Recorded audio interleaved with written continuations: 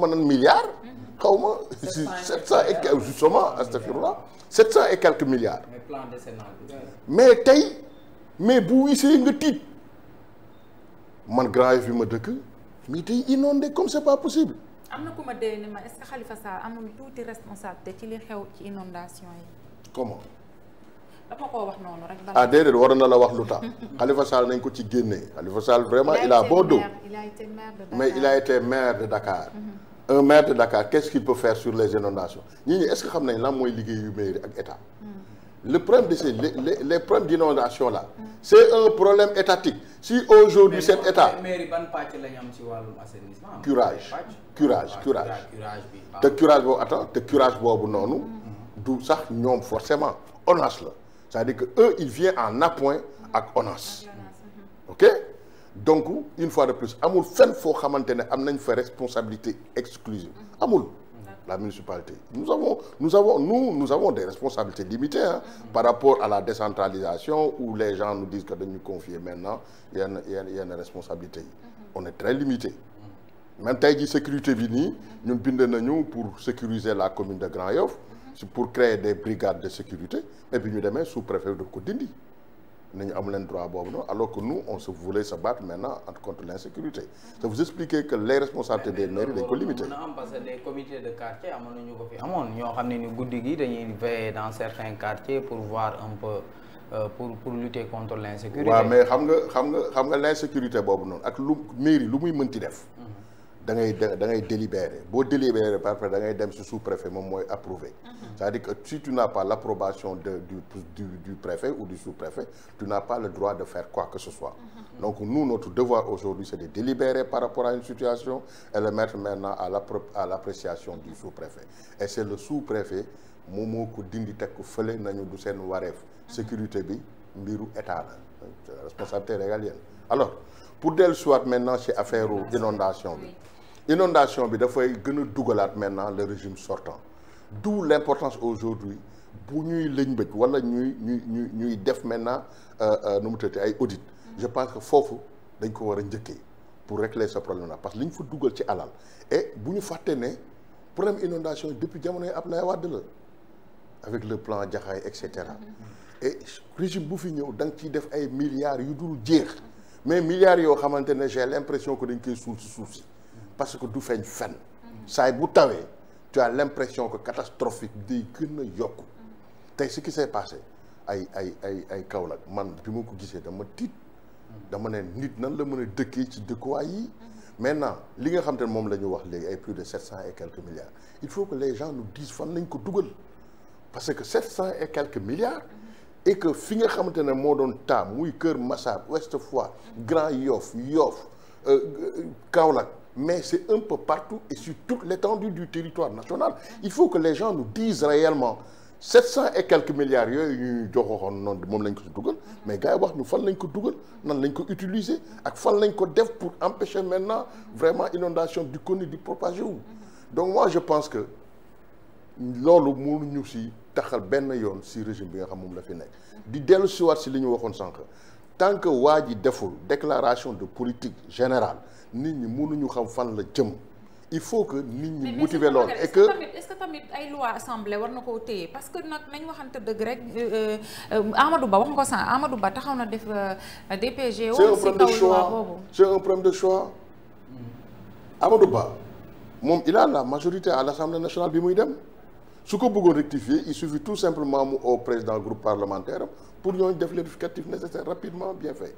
kii dafay dem fekk ji ñoo xamante ne day dem ci benn terrain bu hostile terrain boo xamante ne moom xam na lan la moo ko fay xaar en réalité ñaareel bi mooy que li muy posé noonu Ousmane Sonko li mu def noonu mais c'est des actes politiques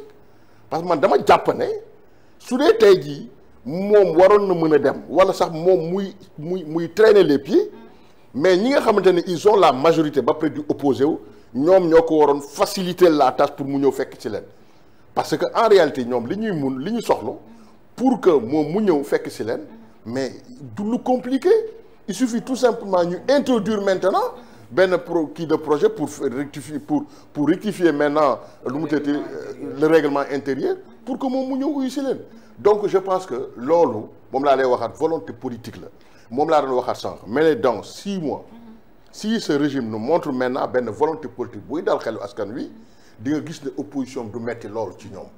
bés bi nga xamante ne nag wonuñu fi volonté politique bu dal xelu nit ñi mais ils verront pire li nga xam te moom la ñu tegoon kii président Macky Sall ndax nit ñi ragaluñu ñàkk ñu fayda et ils savent s'exprimer et ils savent s'assumer aussi mais man li ma gëm mooy que nit ki doo ko yan loo xamante ne moomu ko fi mu nekk ni ñu ngi doog a toog moi je me dis que il se cherche c'est ça la vérité buñ ko nanguwee mooy li am buñ ko nanguwul mooy li am alors loolu nag su amee vraiment dañuy da ngay toog taaxirlu dañuy naan tekk ku ne tekk woon la yoon donc aller maintenant vraiment pour s'opposer vraiment à la limite comme li Serigne wax da ngay dem ba sax askan wee lay xeeb dafay mujjee nekk mbiru soxor nag koo xamante ne toogagul nga bëgg ko teg loo xamante ne su doon yow la mënoo ko taxaw Sénégal nangul na ko pal gi non le fait que ñoom ñu jël nguur gi nag instant mais absolument taxaw Sénégal nangul na leen absolument et on keneen ku dul taxawu Sénégal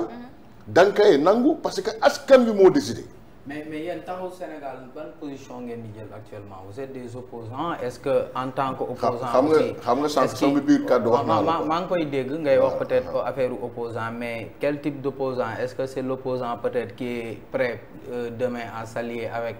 Benno Bokk Yaakaar avec le PDS avec ainsi de suite parce que ñee ñoo nekk ci régime bi pour comme opposants yi ni ñu fi defee woon rek comme ni ngeen bokkoon ci ay plateformes comme Yewwi Askan Wi wala ay plateformes yoo xam ne ça regroupe des gens de l'opposition est-ce que vous êtes prêt à faire ça avec Benno Bokk Yaakaar pour vous opposer frontalement à Pastef wala est-ce que yéen vous prévoyez peut-être de discuter avec Pastef parce que gis nañ ni am na loo xam ne xew na seen diggante yàq diggante yeeg yooyu ba Yewwi Askan Wi actuellement kenn déggatu leen si. waaw mais xam naa ne moom. Sénégal nga wax ko wala nga ñàkk ko wax ñëpp xam nañ ne Ousmane Sonko waxtaan na ak Macky Sall c'est clair te jàpp naa ne ñun jaaruñu ak Sonko fu Sonko jaarul ak Macky Sall man lim la mën wax mu leer lu jëm ci affaire ils ont été injustes envers vous quoi en fait. non mais c'est clair. C'est clair aujourd'hui ba si ce qui se passe semaine bii passée nii ak affaire déguerpissement yi maa ngi dégg ñu ngi attaqué taxawu Sénégal indirectement c'est inélégant c'est inélégant aujourd'hui loolu ñuy jéem a taxal Barthélémy Dias yooyu noonu du ci yoonam newu ci moi je pense que si dafa laxasu politique non attends c'est-à-dire que ñun booy yi nga xamante ne def nañu sortie bokk taxawu Sénégal ay éclaircissement la ñu def que la lettre circulaire émane du ministre de l'Intérieur qui a été datée le 7 mai et que maintenant les maires et les préfets sous-préfets etc. ont l'obligation de l'appliquer donc loolu lañ doon leeral comme quoi que cette décision n'émane pas directement des maires donc ñun précision boobu rek la ñu def nous avons un esprit de dépassement quand même pour mbéy a dugg ci ay détails ñëpp xam nañ institutions yi nan lay doxee mais mu ñëwaat ci affaire opposant bi nga doon wax noonu c'est-à-dire que man je ne suis pas habilité à prendre des décisions à la place d'une structure bu mel ni Taxawu Sénégal Taxawu Sénégal dafa am ay instance yooyu noonu jusqu'à présent ba fi ma lay wax yow nii réuniruñu pour prendre une position donc képp koo xam yaa ngi Taxawu Sénégal je dis fii laa koy waxee télé képp ku nekk seen Taxawu Sénégal soo génn di wax da ngay wax à ton nom mais pas au nom de la structure parce que une structure ñi nga xamante ne ñoom ñooy les principaux concernés les responsables ñoom ñooy waxtaan pour décliner une nouvelle orientation après les élections présidentielles et forcément maintenant balaa ngay décliner une nouvelle orientation di nga def une évaluation des élections présidentielles jusqu'à présent ni defuñu ko parce que dañu envoyé woon maintenant les coordonnateurs départementaux pour ñu dem au niveau des communes pour que gars yi maintenant def ay évaluation communes yi mu yéeg département et cetera pour ñu jéem a yéeg après ñu jéem a def la synthèse doog a oote maintenant pour faire une évaluation après cette évaluation maintenant forcément une feuille de route sera déclinée pour xam ndax da ngay dem vers une opposition radicale wala doo dem une opposition radicale et cetera je pense que loolu décision yi foofu lay jóge mais toujours ma waxaat ko man je peux toujours m'exprimer à mon nom personnel man tey jii man à mon nom personnel gëw ma ne war nañu dem vers une opposition radicale pour l'instant man damay contextualiser parce que bugguma ku ma vaar suba mën nañu am une opposition extrêmement radicale mais dafay dépendre ñoom si seen position ak ni ñuy doxalee xam nga dama ne. ni ñuy doxalee boo gisee wala ni ñuy doxalee gi yéen. non ni ñuy doxalee ñun amuñu solo. fii kenn amu fi solo. l'essentiel c'est le Sénégal. vous comprenez. boo déggee ma ne ni ñuy doxalee ak yéen parce que Pastef quand même man je me rappelle quand il y a eu les problèmes avec Taxawu Sénégal comment on vous a sorti des groupes affaire yooyu day yeeweeg yooyu maanaam ni ñu doxalee ak yéen. ça veut dire que bon Pastef seen wàllu bopp moo dem ba soxlaatul sax wax ak dafa mel nii bon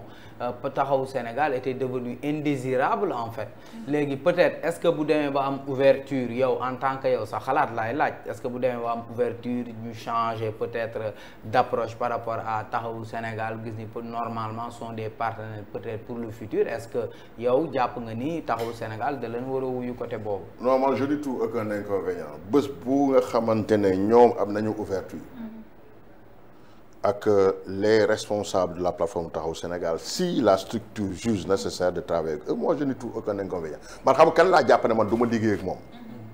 man du ma liggéey ak Benno Bokk Yaakaar du ma liggéey ak parti socialiste bi ma jógee.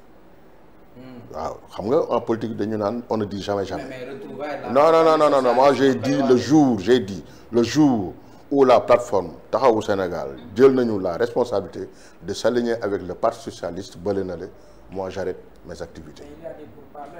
non il y avait pas de pourparlers c'est-à-dire que foofu dafa am ay zone d'ombre yu bari yu ci am non du woon ay pourparlers et d'ailleurs je vous dis dès maintenant que benn waxtaan amul suñu diggante Khalifa Sall effectivement moom Jean-Baptiste Diouf ak Barthélémy Dias seeti nañ Aminata Mbengue Ndiaye mais dafa amoon ci yeneen mbir yu ñu doon waxtaan. L'objectif aujourd'hui c'était comment s'organiser maintenant pour promouvoir les jeunes socialistes c'était pas pour que ñu ñëw delluwaat mais c'était éventuellement pour créer une coalition. Il y a une différence entre créer une coalition et dem pour fusion.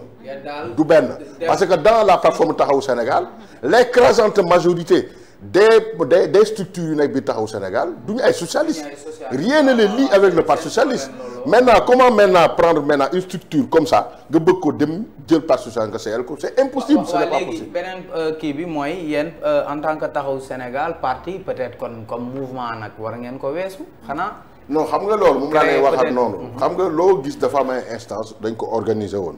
ok je pense que au moment opportun ñi ci war a waxtaan dinañ ci waxtaan. su dee dañoo war a. ay wax peut-être aller vers un parti. non aller vers un parti politique mënul nekk. c'est pas possible. la plateforme Taxawu Sénégal kuréel la boo xamante ne dox daje la c'est comme une coalition. waaw mais booy créer parti man ma ñëw am sama parti autonome créer ko nekk ci installer samay bases sur toute l'étendue du territoire national. mais boo ñëwee oote plateforme man état d'esprit bi ma am pour ñëw ci yow plateforme laa ñëwee léegi ma bëgg a ñëw nga ne da nga may seeyal mais les gens ne l'accepteront pas. moi je pense que la plateforme Taxawu Sénégal restera plateforme Taxawu Sénégal bés bu ñu demee ba nga xam dañ ko war a créer parti politique mais vous verrez beaucoup de gens yoo xamante ne dañuy nekk Taxawu Sénégal dañuy dem seen yoon. parce que Taxawu Sénégal état d'esprit bi leen fa andi perception bi ñu am mooy que plateforme la. dañuy daje ci benn kuréel di ànd di liggéey mais kenn ku ci nekk da ngay am sa autonomie bopp ak sa liberté bopp.